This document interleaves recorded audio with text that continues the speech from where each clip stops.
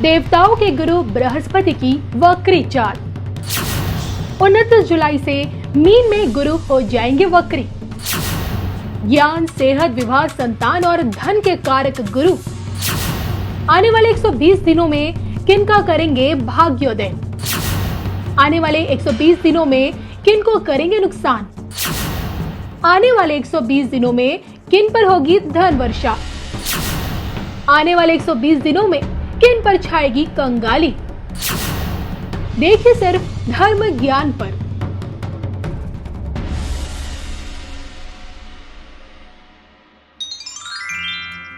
नमस्कार, धर्म ज्ञान के दर्शकों का स्वागत है। मैं कविता राणा, मेरे साथ आचार्य राकेश चतुर्वेदी जी। आपका स्वागत है सर। नमस्कार कविता जी, नमस्कार दर्शकों, सादर अभिनंदन आपको।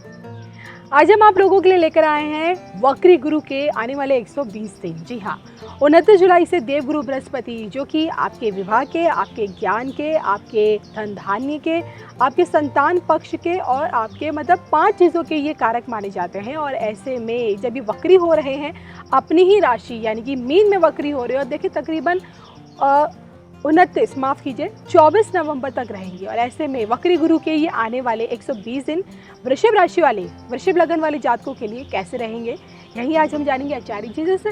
सबसे पहले आपकी ग्रह दृष्टि पर एक नजर डाल लेते हैं, बताइए। देखिए कविता जी, वृषभ राशि वालों के लिए जो यह गोचर हो रहा है, इनके एकादश भाव में हो रहा है।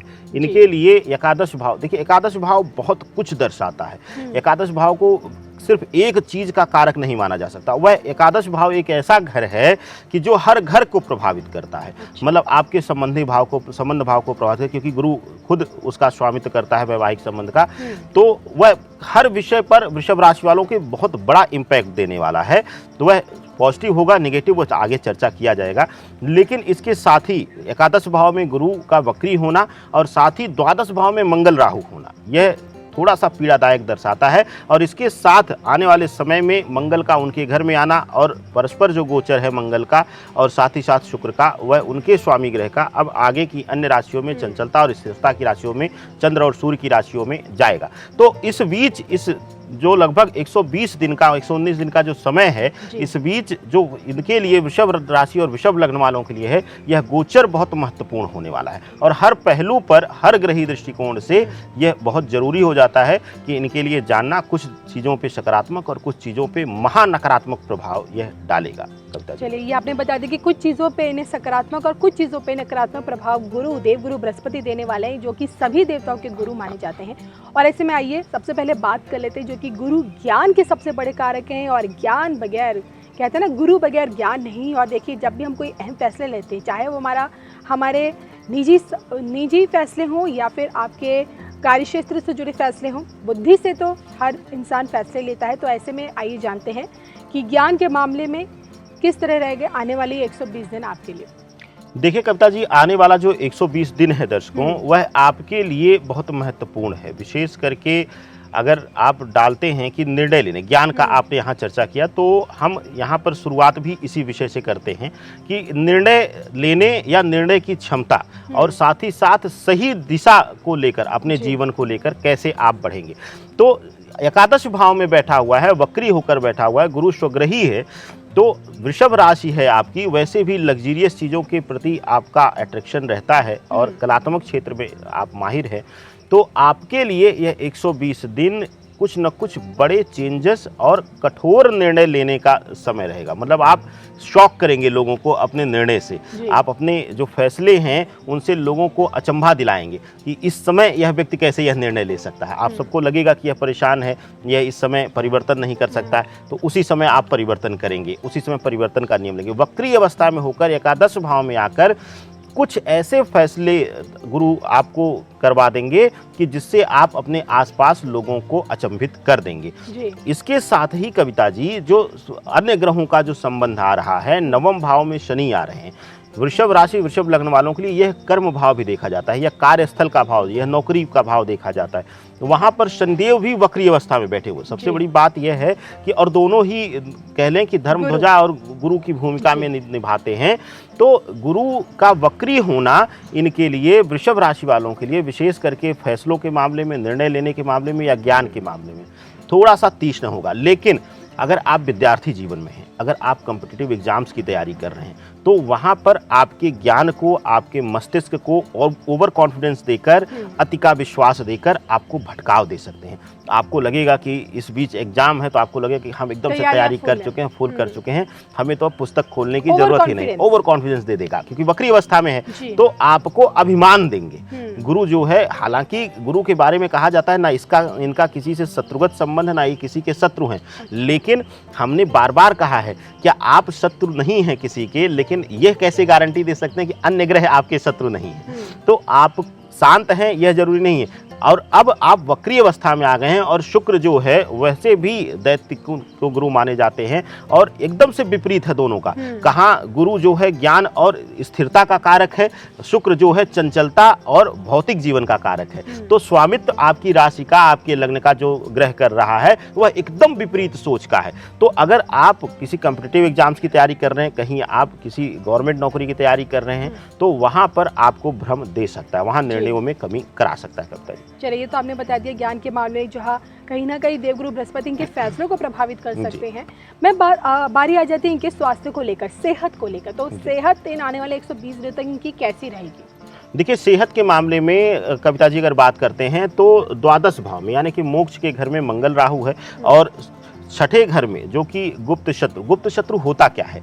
गुप्त शत्रुओं में सबसे पहला जो स्थान आता है कविता जी, वह आता है स्वास्थ्य का। कई बार हमें खुद पता नहीं होता है कि हमें दिक्कत क्या है, और हम परेशान रहते हैं। तो यहाँ पर गुरु वक्री होकर, और गुरु एकादश भाव में बैठा हुआ है, छठे भाव में केतु बैठा हुआ है, तो गुरु जब वक्री हो जाएंगे तो आपको अनएक्सपेक्टेड बीमारियां, अनएक्सपेक्टेड परेशानियां स्वास्थ्य से, शरीर से लेकर यह जुड़ी रहेंगी। कुछ न कुछ आपको बीमारी लगी रहेगी, व्यय आपका होता रहेगा, और कारण भी आपको नहीं पता चलेगा, मतलब मेडिकल रीजन भी क्लियर नहीं होगा, और आपको परेशानी लगी रहेगी। दवाओं में और डॉक्टर्स के पास आप उलझे हुए रहेंगे। इस तरीके का प्रभाव यह वक्री अवस्था लगभग 4 महीने का दर्शाता है कविता जी। अगर यही बात मैं आपसे इनके विवाह के तौर पे जानना चाहूँ, क्योंकि गुरु कहते हैं विवाह के सबसे बड़े कारक माने जाते हैं, वहीं व्यक्ति के विवाह योग बनाते हैं, निर्माण करते हैं। तो ये आने वाला समय 120 दिन इनके कितने क्या शुभ योग बनेंगे इनके विवाह के? देखिए कविता जी, जो इनका सप्तम स्थान आता है इनका वृषभ राशि वालों के लिए, वह आता है वृश्चिक का घर, मंगल के प्रति। तो मंगल राहु शुरुआत में बैठे हुए हैं द्वादश भाव में, लेकिन अब मंगल इनके ही घर में गोचर कुछ दिनों बाद, इस गोचर के वक्री होने के बाद कर जाएंगे। तो प्रभाव देखने को मिलेगा वैवाहिक जीवन में इनके अंदर जो है, अगर विवाह करने वाले हैं या वैवाहिक जीवन में जुड़ने वाले हैं, तो इस गोचर के बीच शुभता मिल सकती है, या अगर आप बहुत दिनों से रुकावट आ रही थी तो वहाँ भी शुभता मिलती हुई दिखाई दे रही है। लेकिन कविता जी, अगर आप वैवाहिक जीवन में हैं, क्योंकि मंगल जो है इस गोचर के तुरंत बाद 10 दिनों के अंदर ही फिर आपकी ही राशि में आ जाएगा, तो मंगल जब आ जाएगा और गुरु वक्री अवस्था में रहेंगे, तो वैवाहिक जीवन पर सबसे ज़्यादा इम्पैक्ट देते हैं। सबसे ज़्यादा जो इनका प्रभाव है वो वैवाहिक जीवन पर होता है, क्योंकि वैवाहिक सुख का अगर कोई कारक है, देखिए विवाह कराने के पीछे कई ग्रह जिम्मेदार हो सकते हैं, शुक्र हो सकता है, मंगल हो सकता है, लेकिन वैवाहिक सुख देने वाला जो ग्रह है वह गुरु है। गुरु के अलावा और किसी ग्रह में पूर्णता ताकत नहीं है कि वह सुख दे पाए, जो कि एक पूर्णता का आभास देता है गुरु वैवाहिक जीवन में। तो गुरु जब वक्री अवस्था में रहेगा और मंगल शुक्र के घर में रहेगा और सप्तम स्थान भी मंगल का आता है, तो वहां पर देखने को मिलेगा दोनों में से पति पत्नी या दोनों पार्टनर में धुर जो है वो क्रोध आएगा एक दूसरे के प्रति, और दोनों एक दूसरे के विरोधी स्वभाव में आ जाएंगे, जो कि इस 4 महीने हमें लगता है कि वृषभ राशि वालों के लिए पर्सनल लाइफ में थोड़ा सा झुक कर और संभल कर रहने की जरूरत रहेगी कविता जी। इस दौरान संतान पक्ष से कोई खुशखबरी इन्हें मिल सकती है या फिर संतान सुख इन्हें मिलेगा? देखिए, पंचम भाव जो है वह कन्या राशि का है, बुध का है, और बुध को राजकुमार ग्रह कहा जाता है, धरती का यह पृथ्वी तत्व में रहता जाता है, और पृथ्वी तत्व का होने के नाते यह दर्शाता है कि इस 4 महीने में इनके घर, इनके आंगन में नई किलकारी गूंज सकती है, या फिर अगर उसके लिए प्रयास करते हैं और बहुत दिनों से सफलता नहीं मिल रही थी, तो वहाँ भी सफलता मिलती हुई नजर आ रही है। आप सभी को हमारी तरफ से पहले ही शुभकामनाएं। चलिए, मेरी तरफ से भी आपको ढेर सारी शुभकामनाएं उस संतान पक्ष की तरफ से। और चाहिए जी, जाते जाते आर्थिक पक्ष क्या कहते हैं? देवगुरु बृहस्पति कितनी जेब इनकी भरने वाले हैं? देखिए, नवम भाव जो कार्य क्षेत्र का भाव है वह वहाँ पर शनि बैठे हुए हैं और शनि का ही घर है दशम भाव। दशम भाव को भाग्य और इसके बाद कर्म से जो फल मिलता है उसका भी कारक कहा जाता है। और गुरु जो बैठे हुए एकादश भाव में बैठे हैं, तो जो इनके आर्थिक दृष्टिकोण से है कविता जी, आर्थिक दृष्टिकोण से यह अच्छा रहने वाला है।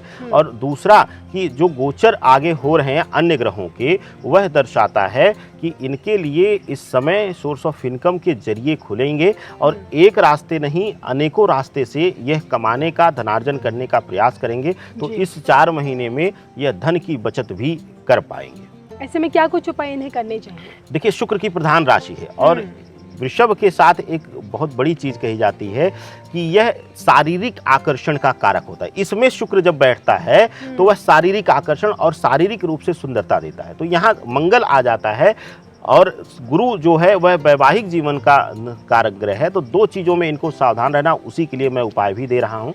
पहला कि बेवजह किसी से आकर्षित होना, दूसरा आकर्षित होकर इमोशनल होकर अपने जीवन से लिए हुए गलत फैसले लेने की संभावना बढ़ती है। तो अगर आप इस ग्रह, इस राशि से, इस लग्न से प्रभावित हैं तो आपके लिए सबसे अच्छा है इस दौरान गुरु को बल देना।